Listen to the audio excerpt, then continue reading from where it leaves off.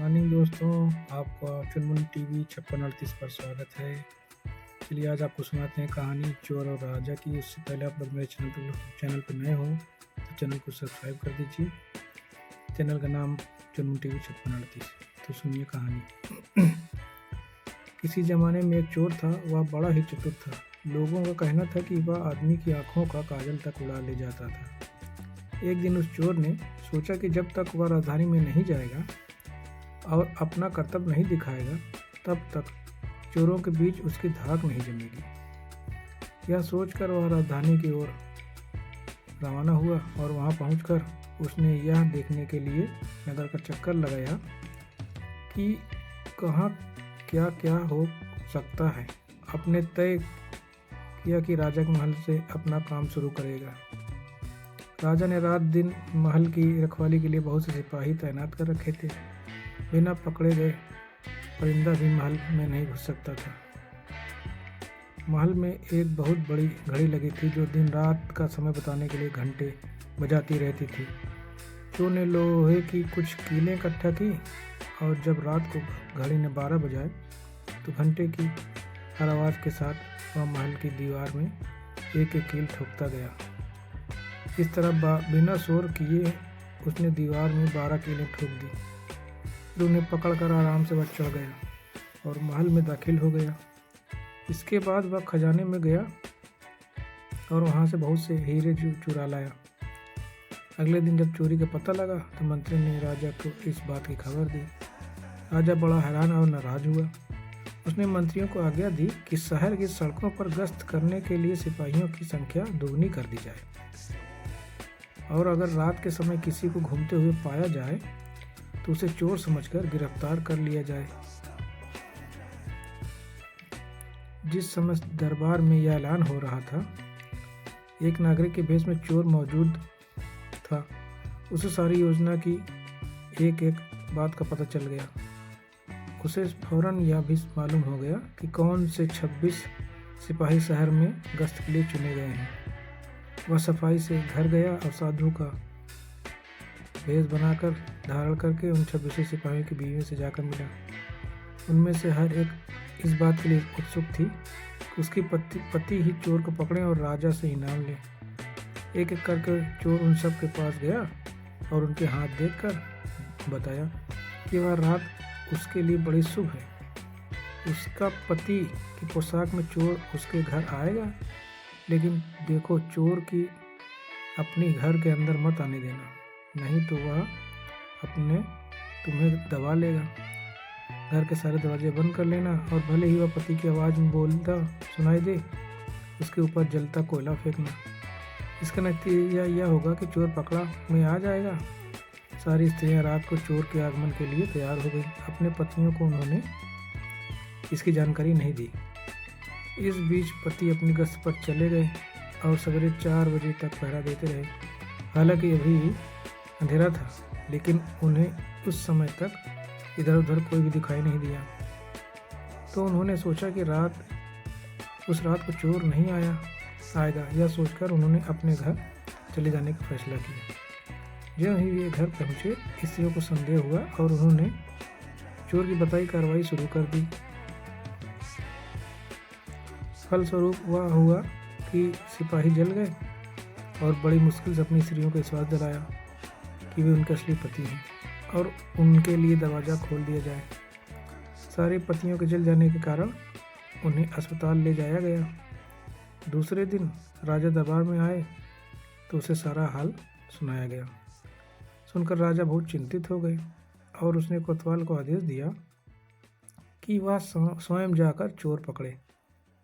उस रात कोतवाल ने तैयार होकर शहर का पहरा देना शुरू कर दिया। जब वह एक गली में जा रहा था, चोर ने जवाब दिया, मैं चोर हूँ। कोतवाल समझा कि लड़की उसके साथ मजाक कर रही है। उसने कहा, मजाक छोड़ो और अगर तुम चोर हो तो मेरे साथ आओ, मैं तुम्हें कोठरी में डाल दूंगा। चोर बोला, ठीक है, इसमें मेरा क्या बिगड़ेगा। और वह कोतवाल के साथ काट डालने की जगह पर पहुंचा। वहां जाकर चोर ने कहा, कोतवाल साहब, इस काट को आप इस्तेमाल कैसे करते हैं, मेहरबानी करके मुझे समझा दीजिए। कोतवाल ने कहा, तुम्हारा क्या भरोसा, मैं तुम्हें बताऊं और तुम भाग जाओ तो? चोर बोला, आपके बिना कहे मैंने आपने को आपके हवाले कर दिया, मैं भाग क्यों जाऊंगा? कोतवाल उसे यह दिखाने के लिए राजी हो गया कि काट कैसे डाला जाता है। जे हूँ उसने अपने हाथ पैर उसमें डाले कि चोर ने झट चाबी घुमाकर काट का ताला बंद कर दिया और कोतवाल को राम राम करके चल दिया। जाड़े की रात थी। दिन निकलते निकलते कोतवाली मारे सर्दी की अधमरा हो गया। सवेरे जब सिपाही बाहर आने लगे तो उन्होंने देखा कि कोतवाल काट में फंसे पड़े हैं। उन्होंने उनको उसमें से निकाला और अस्पताल ले गए। अगले दिन जब दरबार लगा तो राजा को रात का सारा किस्सा सुनाया गया। राजा इतना हैरान हुआ कि उसने उस रात चोर की निगरानी स्वयं करने का निश्चय कर लिया। चोर उस समय दरबार में मौजूद था और सारी बातों को सुन रहा था। रात होने पर उसने साधु का भेष बनाया और नगर के सिरे पर एक पेड़ के नीचे धूनी जलाकर बैठ गया। राजा ने गश्त शुरू की और 2 बार साधु के सामने से गुजरा। तीसरी बार जब वह उधर गया तो उसने साधु से पूछा कि क्या इधर से किसी अजनबी आदमी को जाते हुए देखा है? साधु ने जवाब दिया कि वह तो अपने ध्यान में लगा है, अगर उसके पास से कोई निकल जाए तो भी क्या होगा, उसे पता नहीं चलेगा। यदि आप चाहे तो मेरे पास बैठ जाइए और देखते रहिए कि कोई आता जाता है या नहीं। यह सुनकर राजा के दिमाग में एक बात आई और उसने फौरन तय किया कि साधु उसकी पोशाक पहनकर शहर का चक्कर लगाए और वह साधु के कपड़े पहनकर वहाँ चोर की तलाश में बैठे। आपस में काफ़ी बहस और 2-3 बार इनकार करने के बाद आखिर चोर राजा की बात मानने को राजी हो गया और उन्होंने आपस में कपड़े बदल लिए। चोर तत्काल राजा के घोड़े पर सवार होकर महल में पहुंचा और राजा के सोने के कमरे में जाकर आराम से सो गया। बेचारा राजा साधु बना चोर को पकड़ने के लिए इंतजार करता रहा। सवेरे के कोई 4 बजने आए। राजा ने देखा कि ना तो साधु लौटा और कोई आदमी या चोर उस रास्ते से गुजरा, तो उसने महल में लौट जाने का निश्चय किया। लेकिन जब वह महल के फाटक पर पहुंचा तो संतरियों ने सोचा, राजा तो पहले ही आ चुका है, हो ना हो या चोर है जो राजा बनकर महल में घुसना चाहता है। उन्होंने राजा को पकड़ लिया और काल कोठरी में डाल दिया। राजा ने शोर मचाया पर किसी ने भी उनकी बात नहीं सुनी। दिन का उजाला होने पर काल कोठरी का पहरा देने वाले संतरी ने राजा का चेहरा पहचान लिया और मारे डर के थर-थर कांपने लगे। वह राजा के पास पैरों पर गिर पड़ा। राजा ने सारे सिपाहियों को बुलाया और महल में गया। इधर चोर जो रात भर राजा के रूप में महल में सोया हुआ था, सूरज की पहली किरण फूटते ही राजा की पोशाक में और उसी घोड़े के पर चक्कर हो गया। अगले दिन जब राजा अपने दरबार में पहुंचा तो बहुत ही हैरत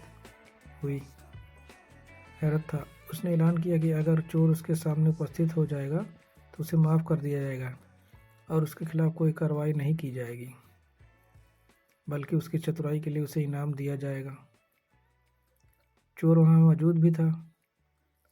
फौरन राजा के सामने आ गया और बोला, महाराज, मैं ही वह अपराधी हूँ। इसके सबूत में उसने राजा के महल से जो कुछ चुराया था वह सब सामने रख दिया।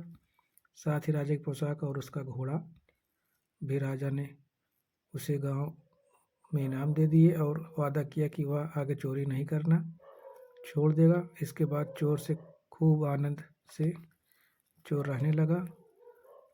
आई होप दोस्तों आपको ये कहानी पसंद आई होगी। कहानी पसंद आई हो तो प्लीज़ मेरे चैनल को सब्सक्राइब करिए। मेरे चैनल का नाम है चुनमुन टीवी 5638। ठीक है दोस्तों, आपसे फिर मिलेंगे। अलविदा।